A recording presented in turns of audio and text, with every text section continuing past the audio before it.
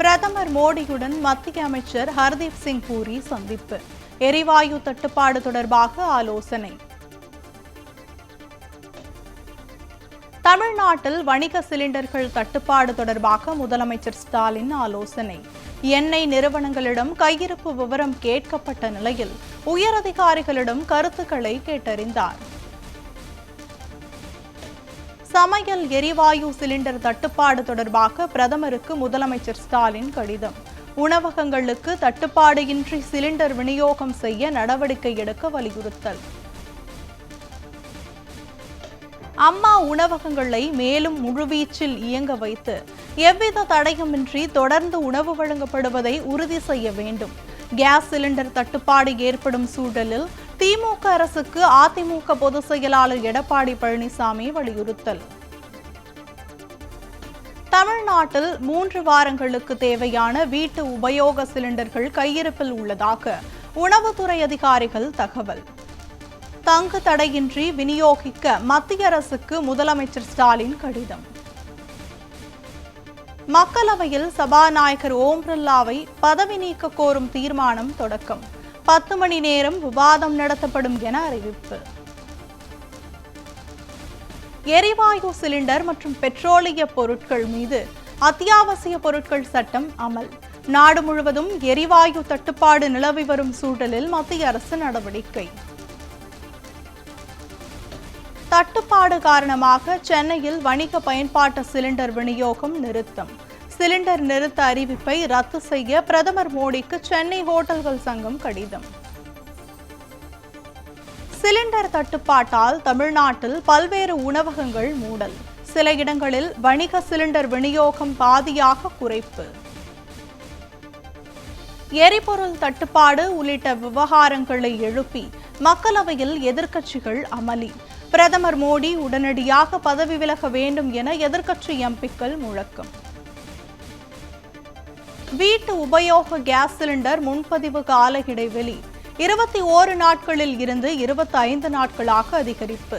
வளைகுடா நாடுகளில் போர் சூழல் காரணமாக ஏற்படும் தட்டுப்பாட்டை தவிர்க்க நடவடிக்கை. தட்டுப்பாடு காரணமாக சென்னையில் வணிக பயன்பாட்டு சிலிண்டர் விநியோகத்தை நிறுத்திய இந்தியன் ஆயில் நிறுவனம் வீடுகளுக்கு தடையின்றி விநியோகிக்கப்படும் என விளக்கம். கேஸ் தட்டுப்பாடால் பெங்களூருவில் பெரும்பாலான ஹோட்டல்கள் செயல்படவில்லை. வியாபாரம் பாதிக்கப்படுவதாக உணவக உரிமையாளர்கள் வேதனை. புதுச்சேரியிலும் சமையல் எரிவாயு சிலிண்டருக்கு தட்டுப்பாடு. ஓரிரு நாட்களில் உணவகங்கள் மூடப்படும் என உணவக உரிமையாளர்கள் சங்கம் அறிவிப்பு. பெட்ரோல் டீசல் விலையை தற்போதைக்கு உயர்த்தும் திட்டம் இல்லை, மத்திய அரசு தகவல். மத்திய கிழக்கில் நிலவும் போர் சூழலால் அதிகரிக்கும் கச்சா எண்ணெய் விலை. G7 நாடுகள் அவசர ஆலோசனை. கல்வி நிலையங்கள் மருத்துவமனைகளுக்கு முன்னுரிமை அடிப்படையில் LPG விநியோகிக்கப்படும். பாரத் பெட்ரோலியம் மற்றும் ஹிந்துஸ்தான் நிறுவனங்கள் அறிவிப்பு. நீதித்துறையில் ஊழல் என 8ஆம் வகுப்பு பாடம் இடம்பெற்ற விவகாரம். மன்னிப்பு கோரியது NCERT. சென்னை மெரினாவில் கற்றணை தூரும் அறிவு சிலைகள் திறப்பு. முதலமைச்சர் ஸ்டாலின் திறந்து வைத்தார். திருச்சியில் பிரதமர் மோடி நாளை பரப்புரை. NDA கூட்டணி கூட்டத்திற்கான ஏற்பாடுகள் தீவிரம். அமெரிக்க அதிபர் டிரம்பை பார்த்து பிரதமர் மோடி ஏன் பயப்படுகிறார்? தனக்கு தெரிவித்த தகவல்களை வெளியிட்டால் அது மோடி பிரதமர் பதவியை ராஜினாமா செய்ய வழிவகுக்கும் என பாஜக மூத்த தலைவர் சுப்பிரமணிய சுவாமி பரப்பு குற்றச்சாட்டு.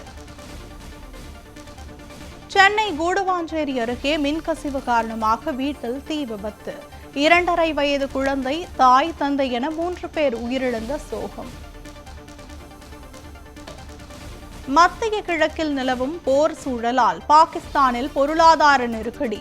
வீட்டில் இருந்தே பணிபுரியவும் அமைச்சர்கள் மற்றும் ஆலோசகர்கள் 2 மாதங்களுக்கு சம்பளம் பெற மாட்டார்கள் எனவும் பாகிஸ்தான் அறிவிப்பு. லெபனானில் இஸ்ரேல் நடத்திய தாக்குதலில் ஒரு வாரத்தில் 83 குழந்தைகள் பலி. போர் பதற்றம் நிலவி வரும் சூழலில் UNICEF கவலை. ஈரான் போர் தொடர்பாக தொலைபேசியில் ட்ரம்புடன் பேசிய ரஷ்ய அதிபர் புதின் போரை விரைவில் நிறுத்துவதற்கான திட்டங்களை முன்வைத்ததாக ரஷ்ய அதிபர் மாளிகை தகவல். ஈரானிடம் கடற்படை விமானப்படை எதுவும் இல்லை என அமெரிக்க அதிபர் ட்ரம்ப் கருத்து. விரைவில் போர் முடிவுக்கு வரும் எனவும் உறுதி. பஹ்ரைனின் BAPCO எண்ணெய் கிடங்கை தாக்கிய ஈரான் ட்ரோன், பற்றி எரிந்து வரும் தீ.